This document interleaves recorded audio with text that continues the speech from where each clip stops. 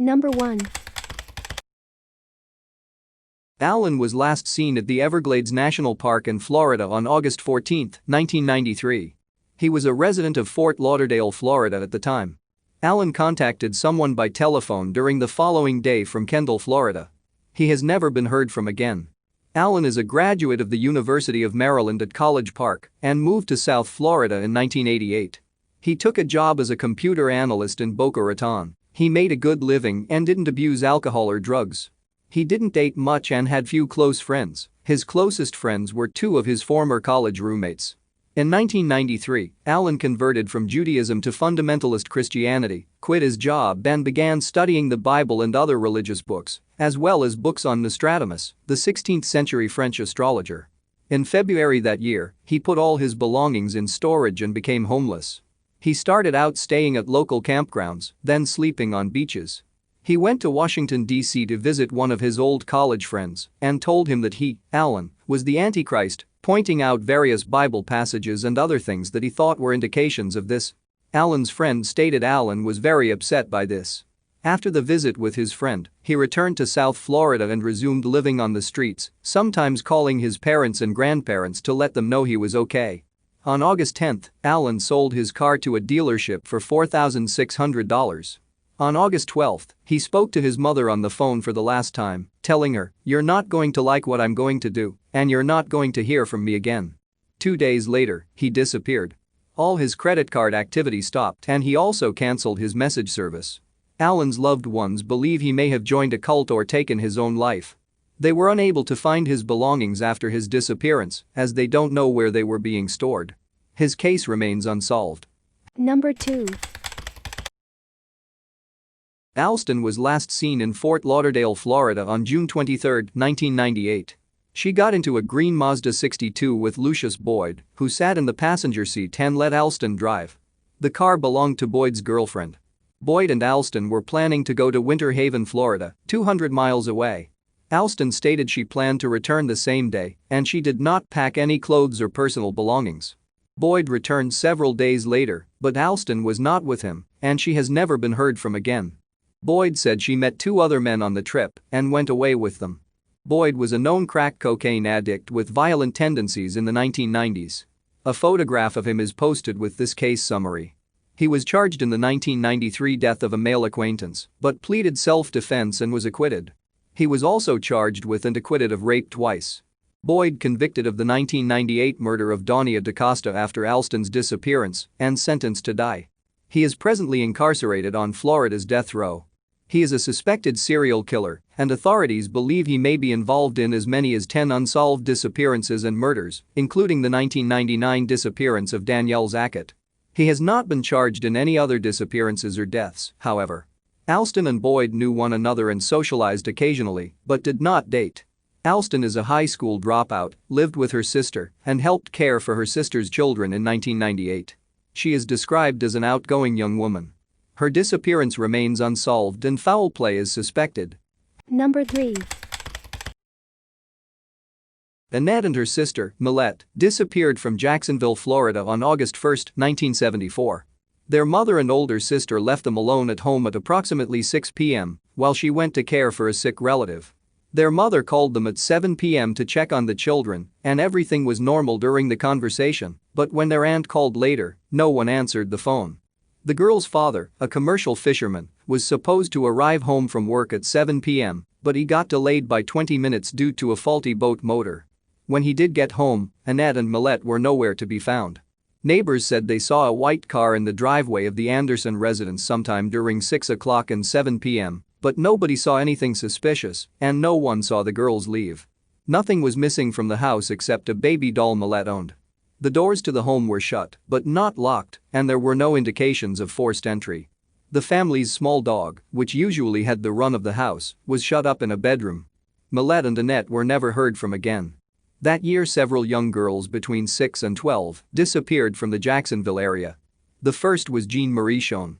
Virginia Suzanne Helm vanished on September 27, and Rebecca Ann Green disappeared on October 12. Virginia's partially clothed body was found in a shallow grave a month after her disappearance. She had been shot in the head. Rebecca's skeletal remains were found 3 years later, washed up on the shore of Little Fort George Island at the mouth of the St. Johns River. Both girls were 12 years old when they died. Jean's body and the Anderson sisters' remains were never found. Because the abductions happened in different parts of the city, authorities don't believe they are related. One suspect in their cases was Paul John Knowles, a serial murderer who was killed by police later in 1974. A photo of him is posted below this case summary. Emma Sanders, whose body wasn't identified until 2011, is another presumed victim of his. Knowles claimed he killed 35 victims. After his death, they found tape recordings where Knowles said he'd abducted 2 girls matching the description of the Anderson sisters, killed them, and buried them in a remote area at the west end of Commonwealth Avenue. The children's father subsequently filed a wrongful death suit against his estate. However, Knowles was known for inflating his number of victims, and the police now believe his confession was probably false, and he was not involved in the sisters' cases. Annette and Millet were both students at Lewis Sheffield Elementary in 1974. Their cases remain unsolved. Number 4. Erin Bureau was last seen on June 2, 2007 in Miami, Florida. Her boyfriend, Chrisen Pacheco, stated they had an argument and she walked out of their apartment in the 7600 block of Southwest 82nd Street at 2 a.m., wearing only her nightgown and no shoes, carrying 2 bungee cords, and leaving behind her purse and cellular phone. She has never been heard from again. Pacheco reported her missing 24 hours later. He says before he went to the police, he searched the neighborhood for hours looking for her. Erin Bureau had no car at the time of her disappearance and usually used public transportation to get around. Erin Bureau's loved ones stated it is uncharacteristic of her to leave without warning, and they did not believe she would have abandoned her young son. She was in danger of losing her parental rights due to drug abuse. Although she had entered a drug treatment program in order to keep her son, her urine had tested positive for drugs a few days before her disappearance, and the family court judge warned her she would lose her son if she did not complete the treatment program. In spite of the positive drug test, Erin Bureau went under oath and denied any substance use. It's possible someone introduced them to her system without her knowledge. Although they were considering marriage, Erin Bureau's relationship with Pacheco was troubled, and she reportedly told her mother she was afraid of him. Both of them abused drugs frequently. The police were called to their residence twice in response to Erin Bureau and Pacheco's arguments, but no arrests were ever made. Since Erin Bureau's disappearance, Pacheco has been arrested several times on drug charges. Erin Bureau was born in San Francisco, California and moved to Miami as a baby. Her parents divorced when she was very young, and she's had no contact with her father since then. As a child, she starred for several seasons on the Sábado Gigante show, a Spanish-language weekly variety show that's broadcast to millions of viewers throughout the Americas. According to her mother, Erin Bureau began using drugs in her freshman year of high school and was addicted to heroin within a few years. She dropped out of Hollywood Hills High School at age 16 but obtained her GED several years later. Since Erin Bureau's disappearance, there have been reported sightings of her in the Miami area, but none of these accounts have been confirmed. Her case remains unsolved. Number 5. Carol was last seen in Boca Raton, Florida at approximately 7 p.m. on November 22, 1980. She has never been heard from again. She left her clothes, jewelry, keys, checkbook and $750 in cash at her home, as well as her car parked in the driveway. Her family stated it would be uncharacteristic of her to abandon her children. She lived in the 1300 block of Southwest 14th Street at the time of her disappearance. One of her children was at college, one had moved out of the family home and married, and the 2 youngest ones were still at home. Carol had been separated from her husband of 21 years, Giacomo Jack Arcury, for about a year and a half. They were in the process of a divorce, and Jack was living with a girlfriend, but Carol still worked for him at A&B Auto Parts in Delray Beach, Florida. The business was co-owned by Jack and Carol's brother. Carol allegedly told friends and her daughter that Jack had bound her hands, threatened her with a gun, and tried to strangle her several days before her disappearance, and her daughter noticed red marks around her neck and wrists. Carol visited a doctor on November 17 with yellowing of the eyes, bleeding from the nose, headaches and a cough, and was diagnosed with an iron deficiency. However, these symptoms could also be caused by attempted strangulation. Jack denied the allegations and said he had never attacked his wife and had nothing to do with her disappearance. He claimed he'd seen Carol on the day she went missing and she went out with another man who used to work at the auto parts store. He refused to cooperate with the investigation into his wife's disappearance and hired an attorney who told investigators not to approach him. In 1982, Jack was charged with running an auto theft ring out of his store. Carol's brother wasn't a suspect in the thefts. After bonding out of jail, he disappeared. He later turned up in Tucson, Arizona. He had died by suicide. Although Jack and Carol's daughters had accused him of murdering their mother, and Carol's disappearance is being investigated as a homicide, he was never charged in connection with her disappearance. Foul play is suspected in her case, which remains unsolved. Number 6.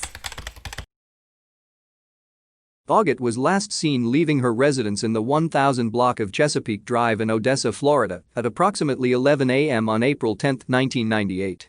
A witness observed Auguste walking north on US 19 near New York Avenue in Hudson, Florida on April 11, the day after Auguste left her home. She has never been heard from again. Auguste did not have her medication with her when she walked away from her residence. Auguste's mother received a phone call from her daughter on April 13, 3 days after she disappeared. No one was home at the time the call came through, and the answering machine recorded the message. Auguste said, "Help, help, let me out," while a noise consistent with someone attempting to grab the phone away from her was overheard. Auguste was heard saying, "Hey, gimme that," before the call was terminated. Caller ID stated that the call was placed from a business called Starlight in the Odessa area. Auguste's mother dialed the number, but no one answered.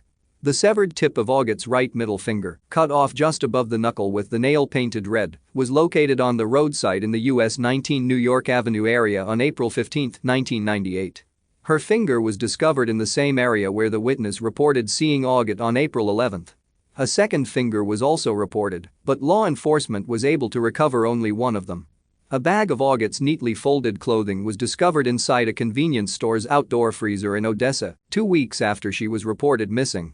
In 2000, just one day after the St. Petersburg Times, a Florida newspaper, ran a story on Auguste's disappearance, another bag was found at a Circle K convenience store in Pasco, Florida.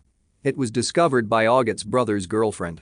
The clear zip-top plastic bag was labeled Diane in black marker and contained black eyeliner, Taboo perfume, a tube of bright pink lipstick, and a tube of generic toothpaste. Auguste's mother says the makeup and perfume were items her daughter would have owned, and she was issued a similar tube of toothpaste when she was released from a mental hospital a few weeks before she disappeared. Investigators have not been able to confirm that the bag or its contents were Auguste's possessions, however. Auguste's mother stated that her daughter was a stay-at-home mother in the 1970s and early 1980s. She was diagnosed with bipolar disorder in the late 1980s and only took her medication occasionally. Auguste's 3 children were taken from her custody in 1988. She and her husband divorced in 1991. Auguste was arrested several times during the following years for minor offenses. Her mother said that Auguste had been taken into custody at least 32 times under Florida's Baker Act, which allows a physician, judge or law enforcement officer to determine if an individual requires an involuntary medical exam. One of the last places Auguste was seen at before her disappearance was the Coral Sands Motel, which was managed by Gary Robert Evers and his girlfriend. In 2001, Evers was charged with murder. He allegedly shot and killed a man during an argument. He has no prior criminal record in the state Florida. Evers is considered a possible suspect in Auguste's disappearance, but has not been charged in connection with it. Auguste had been treated at a mental health facility several weeks prior to her April 1998 disappearance. Her mother believed that she should not have been released, as Auguste required institutionalized care. Her case remains unsolved. Authorities believe that foul play is likely in her disappearance. Some agencies state that Auguste's residence was in the 12,000 block of Cobblestone Drive in Hudson, Florida in 1998. Number 7. Tavia was last seen in Pensacola, Florida on December 31, 1985. She lived with her mother on Sunbury Drive near Crescent Lake. She left to go to a New Year's Eve party and never returned. She and a group of other teens went to their local Chuck E. Cheese restaurant that night. Tavia and one of the friends she was with were supposed to be picked up by the friend's mother, but the two girls got separated that night and Tavia's friend never saw her again. When the friend's mother came to pick her up, she found her daughter looking for Tavia. Tavia's mother stated her daughter had emotional and behavioral problems as a result of being sexually abused by her stepfather when she was 8 years old. She received psychotherapy and spent time in group homes to help her recover from the psychological trauma, but by the age of 12 was she sexually active and involved with drugs. She had run away several times before, once traveling as far as New York City, but she always kept in touch with her mother. After her December 1985 disappearance, she never called home again. Tavia typically dated African American men at the time of her disappearance and may have been in the company of one after she went missing. Foul play is suspected in Tavia's disappearance. Authorities believe she may have been taken against her will. Many agencies give the date of disappearance as January 23, 1986.